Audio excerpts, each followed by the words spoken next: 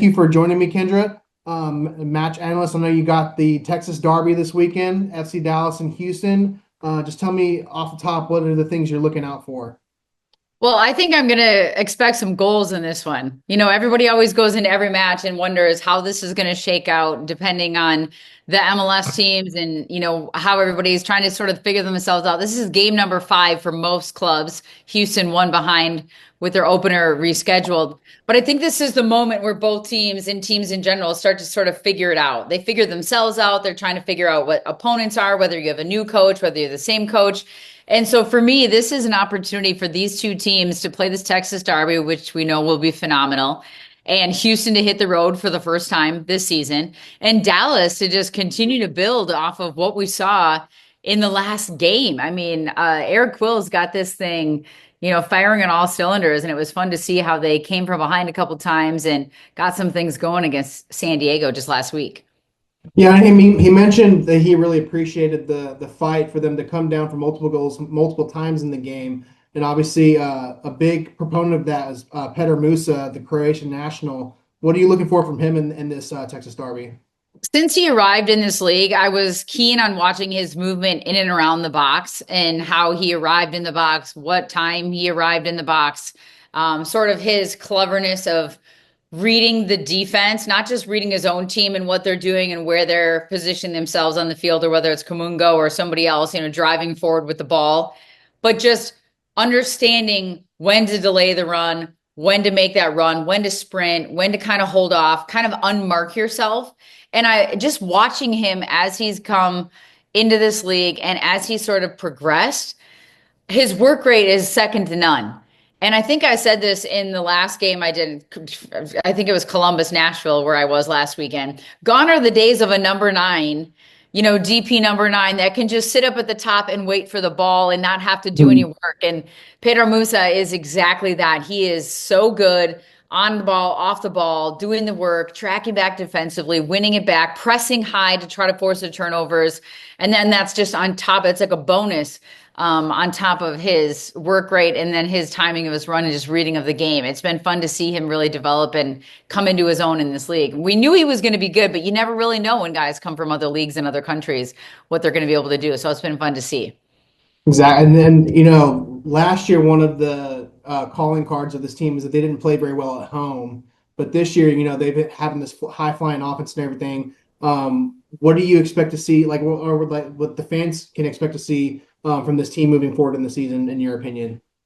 Well, listening to Eric Quill and then watching him as well since he took over as head coach, just how much energy, enthusiasm, and confidence he has in this group. And I think that is contagious. And sometimes it sounds really simple that, the positivity and the vibes that he has and the confidence he has in his roster from top to bottom, that no matter who he puts in, they're going to get the job done.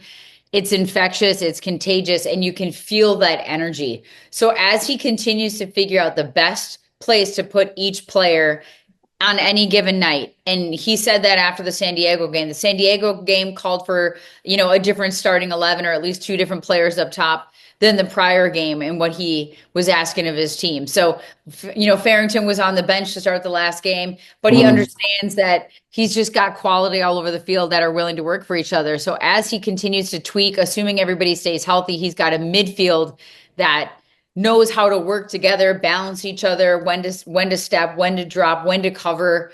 I just think that fans can expect this team to continue to kind of thrive in this Western Conference, which is not going to be easy this season. And, get the goals that they've been waiting for, that they've been yearning for, and the goalkeeping situation too. I mean, for the most part, it seems to be working itself out. So yes, they were a postseason team last year, but I would expect they're going to eke their way up even higher up in those standings. And I will say this, and I don't know how you guys feel in Dallas and everywhere we've gone covering games. Nobody really knows what to make of the break. How going into, it's like other teams, when you talk about all-star breaks and things like that. But this break and how teams handle the break during the World Cup, the kind of momentum you had going into the break, the kind of momentum you had going out, is it going to suit your team? Is it not going to suit your team based on injuries, transfers, arrivals? What guys are going away, to World Cups. So I think that's going to be I hope that Dallas goes into the break with some real positivity and momentum, but there's no telling what that's going to do when you're coming out of it, and how they kind of handle that time when, the world is watching the World Cup and these teams and these guys still have to stay fit. Exactly. You briefly mentioned Logan Farrington, and that was something that he kind of toyed with last year, was playing him and Musa together. And you mentioned he didn't do that initially in this San Diego game. What do you make of that pairing? Because I mean, they're two very large guys up top for FC Dallas. I think it really is about the versatility of players now. And we were just talking to head coach Ben Olsen for Houston a few minutes before I joined you. And just the willingness of these guys to play different roles and drop underneath, almost as I don't even want to call it a false striker or a second nine or a 10. Everybody's so good with their feet these days. It's not like, to my point earlier, that you're just going to sit in the box. So I think that when you look at Eric Quill, and he's got this luxury of changing up who he pairs with and what he's asking even a Petar Musa or a Farrington to do, depending on what the matchup is. And sometimes they can drop underneath. Sometimes they can go into a wider space. Well, if he goes into a wider space, then somebody's got to make sure they're in the box. Kamungo, as we know, can be lethal inside the box and could have scored that last goal himself, as he's listed as a forward, but he's coming from a deeper position now this year under Eric Quill. So I think this is just an opportunity for these guys to find their moments to shine, and realizing that even if you're not the one on the score sheet at the end of the day, your team is getting momentum, it's getting the goals, and it's really just about balancing each other depending on what the game is asking for. And I think Houston is going to be a completely different ask than San Diego. What do you think, in terms of the intensity of these like rivalry games, how that kind of plays out on the pitch? Well, these are like real rivalry games. And I Yeah. say that, I say that with all due respect, because having lived in Minnesota and having covered Minnesota United for 6 years, it was like everybody was trying to figure out who is the rival, Kansas Hmm. City, the next closest, well, Chicago, but they're in the Eastern Conference. The Texas Derby is like a real rival. And when you go down the stat sheet of all the times, I think this is the 55th time they've played each other, 56, Hmm. somewhere in that range. Yeah. It's almost even. And when you find that intensity, there's some sort of ingrained hatred when you're sharing territory in the state of Texas, which is a ginormous state, as you know. So it's Yeah. not like really sharing. And now Austin's trying to kind of sneak in on that whole deal. So I think Mhm. it definitely ratchets up the intensity. I think both these teams are in a good place in a good moment. And this is Houston, as we said, Houston's first road game of the season. So maybe that's something that Dallas can kind of capitalize on, even though they're just Yeah. going down the road. And then switching to the defensive side of the ball, towards the end of the year, Colodi really came on strong. Paz was on international duty and injured here and there, but he did really well. Colodi did really well in net during the playoff series, despite them, losing. Really stood on his head. What do you make of how he started this season, and just his form right now? I think that he's shown himself in a confident way. And I Mhm. think that probably has to stem from just even though he ended last year by losing the series, he was coming into his own as the season went on. You said it, Paz Mhm. was away on international duty, had some injuries. Colodi started the season off well. I just think that there's a growing sense of confidence. And if there's anything you want your goalkeeper to have, it's confidence in their abilities, his communication skills, his organizational skills, his back line has complete trust in him. I don't ever remember seeing a moment where there was a hesitation as far as, do we feel like he's going to come off his line? Do we feel like we can trust for him to make, of course people make mistakes. I'm not saying Mhm. anybody's perfect, but I feel like there's a sense of confidence and comfort with him back there and him with the players in front. And so I don't see there being an issue. And goalkeeping is the one area I've been a little surprised at this season in Major League Soccer. And San Diego is a perfect example, right? They Yeah. switching goalkeepers depending on CONCACAF Champions Cup or MLS. And I'm Mhm. a firm believer in that. You want somebody back there consistently so you can sort of develop that chemistry. And I Yeah. think that they've gotten that in Collodi. I think he's kind of fit into that role quite nicely, and they can feel really good about him back there. The last thing that I'll ask you about, adjacent, not MLS related, but World Cup related. We have 9 matches here coming, more than any other city. What can locals here, in your opinion, expect when the World Cup comes here in June?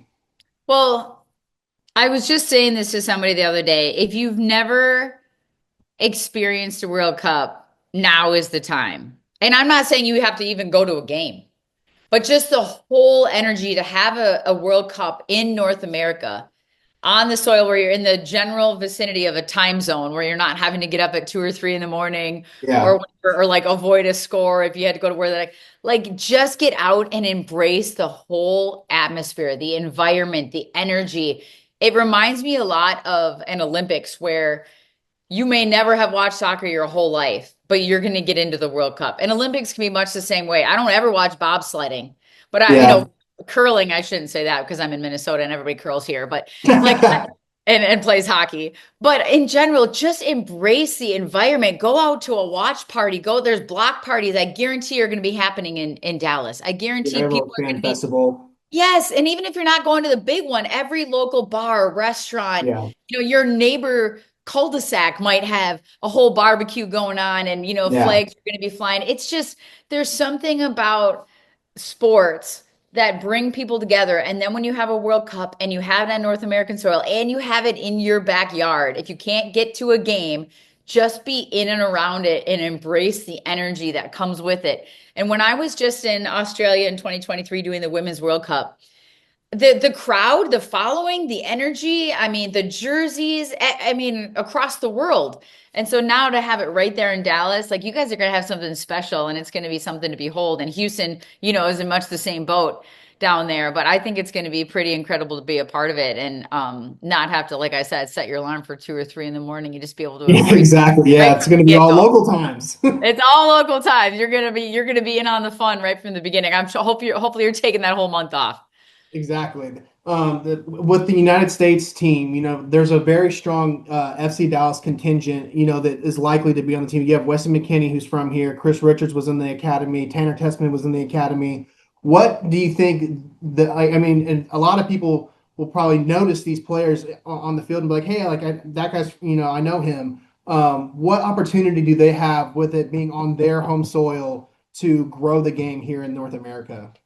I think the biggest thing for me when I think about that and the academies and the homegrowns that you mentioned and the amount of players that Dallas has had come through that system, and even if they're not on the national team, just the high level that they've reached or maybe playing overseas and Hmm.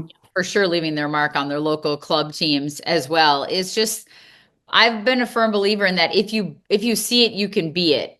And I kind of feel that way, and especially with young girls and women in sports, we've preached that for a long time. But I think it's the same for those academy players and those homegrowns. I guarantee those guys they don't forget where they came from. There's a Yeah. reason, right, that Clint Dempsey and the whole documentary, the docu-series that's coming out about him being from, Hmm. Texas and his life story and what he had to do to get to her and how he's so grounded and there's just all these things where these guys should never lose the connection to where they came from, how they got there and what made them great in the first place. Of course, they had to work hard, but Yeah. I just love that energy and the way that the United States system works with Major League Soccer in particular is just the homegrowns and the academies and now getting younger and younger and building them up even more. I just think this is an opportunity for them to really give a shout out to how they, became who they are, how they became the player and the person that they are today. And now to be back here wearing that crest representing your country, even if it's not the United States. It could be somebody representing a different country, but they grew up playing in an academy here. I just think Mhm. that would be an incredibly special moment, and hopefully they're, cognizant of that when they come back on this soil and represent their country and their home club. Piggybacking off of the documentary thing, with it, everyone's coming out with the documentary now. They're all being announced. Clinton Dempsey just had his. I actually Wes McKinney announced when he's having one coming on Tubi. Netflix has like a trio about the Brazilian teams. Are there any one story that you're kind of looking forward to watching with all these documentaries coming? And I think the Fox has the one about the '94 World Cup team. Which Yeah. ones are you looking forward to? Honestly, I think anytime you can really dive into the history of some of these teams and these players that sort of paved the path for where you're getting to now or what you're watching on television, because they didn't have that opportunity back then. Even Yeah, the 99ers, right, for the women. There's a whole movie yeah, being made and good for them because back then their game in the Rose Bowl where Brandon Chastain took her shirt off wasn't even televised live. yeah. there's this opportunity to really give credit where credit is due to these players and these athletes and these people that paved the way before. I have to say the Clint Dempsey one has piqued my interest the most because he's a Yeah, unique character and the yeah, way he kind of comes off, to the public, but now in his television career and what yeah. he's and his insight that he brings and he's this family man. And so I'm really looking forward to seeing that because not everybody has this like, everything is roses and rainbows when you're trying to make it and follow your Yeah. dreams. So I think that's really cool. That's all I got. I appreciate you joining me. Awesome. Thanks for having me. I appreciate it.